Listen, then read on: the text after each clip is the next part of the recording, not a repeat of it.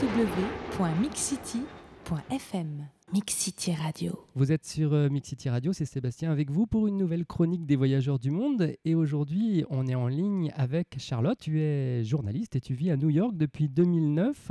Tu as écrit, je crois, un guide de la ville de New York aux éditions Nomade et qui s'intitule New York l'essentiel. Alors selon toi, il n'existe pas d'autres villes au monde qui nourrissent autant les rêves des voyageurs. D'où devient cette passion de New York ?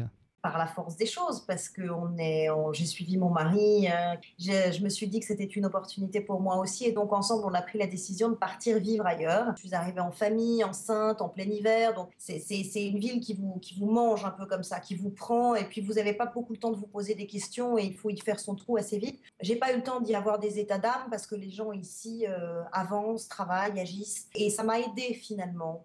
Ça m'a forcé tout de suite à avancer au même rythme que les autres et à y faire ma vie. Je pensais que ce serait violent pour les enfants, ça a été tout le contraire, c'est-à-dire c'est une ville dans laquelle il est extrêmement facile de vivre en famille. Je dirais pas facile au niveau financier, certainement pas, mais pour tout le reste, ce qui est l'acceptation des enfants dans les lieux publics, l'accès à la culture, la façon dont on vous aide et on vous accueille dans les restaurants et les boutiques, il y aurait beaucoup de leçons à en tirer en tout cas. J'ai été agréablement surprise par une ville qui derrière son côté pressé, impressionnant et peut-être un peu géant comme ça, est finalement très humaine. C'est une ville qui est très humaine. Qu'est-ce qui t'a motivé pour prendre la plume et écrire sur cette ville ? L'idée, elle n'est pas venue de moi, elle est venue des éditions Nomade, qui voulaient compléter une collection qui avait déjà été entamée avec Londres l'essentiel, Paris l'essentiel, Berlin l'essentiel, Tokyo l'essentiel, et elle cherchait, comme pour les éditions précédentes, un auteur qui soit à la fois journaliste, quelqu'un qui est expatrié, qui a vécu plus de quelques mois dans cette ville, quelqu'un qui vit au quotidien, et donc ils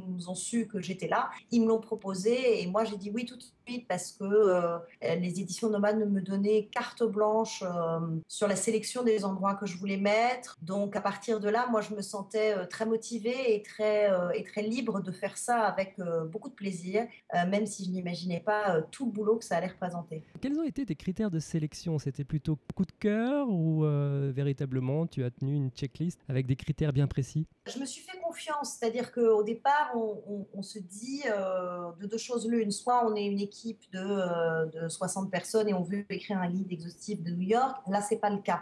Encore une fois, les éditions Nomades, elles m'ont dit c'est un guide qui est signé, c'est ton regard à toi, il est subjectif, il est donc sélectif et donne-nous ton New York à toi. Donc déjà, ça détend parce qu'on se dit c'est pas grave s'il y a plein d'endroits qui sont peut-être super, mais dont je ne parlerai pas moi. Donc au départ, j'ai commencé par les endroits que j'aimais tout court, que j'avais eu le temps de découvrir en 2 années. J'ai quand même marché beaucoup au bouche à oreille, c'est-à-dire en demandant à mes copains, ceux qui habitaient là depuis plus longtemps, à des Américains, à dire ben voilà, est-ce qu'il y a des endroits où les New-Yorkais vont très souvent, mais que les Français connaîtraient pas.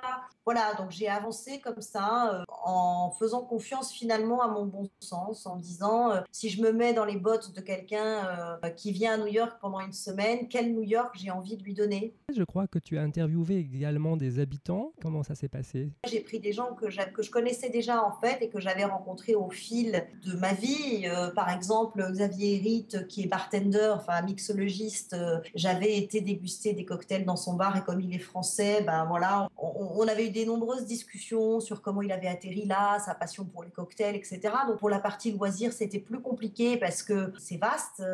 Et tout d'un coup, j'ai eu un déclic lors d'une de mes séances avec mon entraîneur personnel, mon coach personnel. Et je lui ai dit, mais en fait, toi, tu as une page web, tu es coach, et puis il est vraiment américain, il est footballeur américain, donc c'est un regard qui est forcément un regard d'insider, comme on dit ici. Quel est ton regard sur les Français et particulièrement les touristes français à New York ?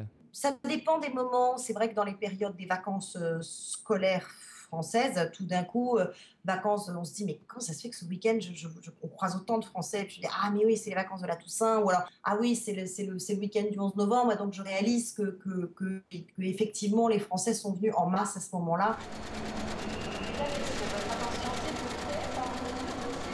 www.mixcity.fm Mix City Radio. Alors, je te propose de faire une petite pause dans l'interview. Je vais te donner 2 citations de New York que j'ai trouvées. Et puis, spontanément, tu vas me dire ce que ça t'évoque. La première, elle est de Mélissa Ban qui dit « New York est la ville où l'on se sent chez soi quand on est de nulle part ». On s'y sent bien tout de suite et on s'y sent chez soi assez vite. C'est-à-dire qu'en fait, c'est une ville où je pense qu'il y a tellement de gens qui viennent de partout dans le monde et qui sont là en transit pour un jour, 10 jours, 10 mois. On est un parmi les autres. Et moi, c'est une ville qui m'a beaucoup décomplexée. Par exemple, par rapport à l'anglais, au début, je me disais, mais comment je vais faire? J'ai un anglais qui n'est pas très bon. Au départ, il y a 3 ans, j'ai un anglais qui n'est pas très bon. Puis j'ai entendu tous les chauffeurs de taxi, les gens qui étaient là depuis 10 ans, qui ont chacun leur accent à couper au couteau. Et je me dis, mais après tout, moi, avec mon accent français, je m'en fous. Il suffit de me lancer. Donc, c'est ça qui vous permet finalement d'être vous-même. Et puis, on peut s'habiller n'importe comment, personne ne va vous dévisager. Plus je vis ici, plus je m'aperçois qu'il y a un réel fossé culturel entre l'Europe et les États-Unis. Il est réel. Je ne dirais pas les États-Unis sont mieux, l'Europe est mieux. Je dirais on est très différents. Ma deuxième citation de Delia Ephron. New York est une ville hospitalière. Quand on est seul un jour de fête, tout est ouvert. Tout est ouvert tout le temps. Et vous pouvez faire tout ce que vous voulez tout le temps. Ça rejoint la première citation d'ailleurs. Si vous avez envie d'être sportif à 2 heures du matin, rien ne vous l'interdit. Vous pouvez trouver assez facilement à n'importe quelle heure du jour et de la nuit quelque chose qui va vous changer les idées. C'est vrai que c'est une ville qui, on dit que c'est une ville qui donne beaucoup d'énergie, mais c'est une ville qui en prend beaucoup aussi. Suivre ce rythme qui ne s'arrête jamais, c'est parfois très fatigant. Ça me fait rebondir sur un proverbe tibétain qui dit « Le voyage est un retour vers l'essentiel ». Est-ce que vivre à New York, pour toi, ça a été un retour vers l'essentiel ? L'expatriation par nature fait que vous allez vivre quelque chose de très nucléaire parce que tout d'un coup, vous avez lâché votre famille, vos racines, toutes vos certitudes et tout ce que vous étiez avant pour reconstruire quelque chose de zéro. Et donc, c'est un retour vers l'essentiel, oui, puisque ça vous met... Quand on recommence tout à zéro comme ça et qu'il faut s'ouvrir à la nouveauté, finalement, ça vous oblige à soit vous remettre complètement en question. C'est assez énorme et tu te dis, mais j'ai pas le droit de passer à côté de ça. Donc finalement, c'est l'occasion jamais de me dire, qu'est-ce que j'ai vraiment envie de faire, qui j'ai vraiment envie d'être, qui j'ai vraiment envie de choisir comme ami. Est-ce que tu es également une voyageuse ? Est-ce que tu voyages au sein des États-Unis ou ailleurs ? Déjà, je suis née à l'étranger, je suis née en Espagne, j'ai grandi en Espagne, j'ai vécu en Hollande aussi pendant 2 ans. J'ai un peu la bougeotte dans le sang. Et puis même, oui, de par le guide, si j'ai accepté le guide, c'est aussi parce que je me suis dit, tiens, c'est l'occasion ou jamais de découvrir cette ville comme probablement je ne l'aurais pas découverte.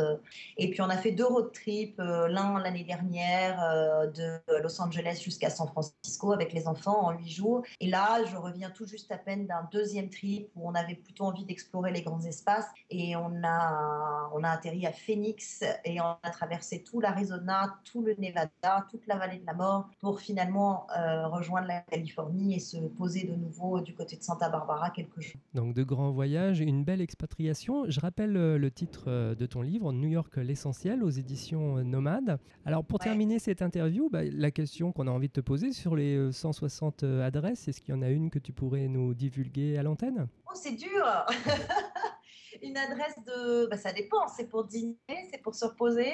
Alors on va dire pour un voyageur qui arriverait tout juste à New York et qui aura envie d'aller se restaurer paisiblement. Ce qui m'a beaucoup frappé quand je suis arrivée, c'est de réaliser à quel point New York était une ville de mer. Et on l'oublie trop souvent quand on se perd dans la 5e avenue et qu'on fait du shopping. Et c'est vrai que d'aller manger des huîtres sur le bord de l'East River, vous prenez en pleine figure l'âme de New York, c'est-à-dire ce qu'ont pu ressentir les premiers migrants quand ils sont arrivés sur les bateaux et qu'ils voyaient la skyline et que ça représentait ce rêve, cette opportunité, cette énergie qui se dresse devant vous. Et c'est vrai que se mettre face à la mer comme ça donne un peu la dimension de cette ville et ça vous rappelle que c'est un port. Et moi, j'aime beaucoup ce sentiment-là. On se fera un plaisir en tout cas de la diffuser sur le site internet. Merci beaucoup Charlotte pour cette petite rêverie new-yorkaise. Je vous en prie. Et puis bonne continuation, merci beaucoup.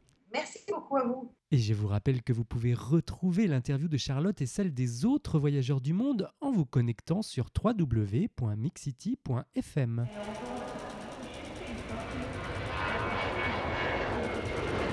www.mixcity.fm. Mix City Radio.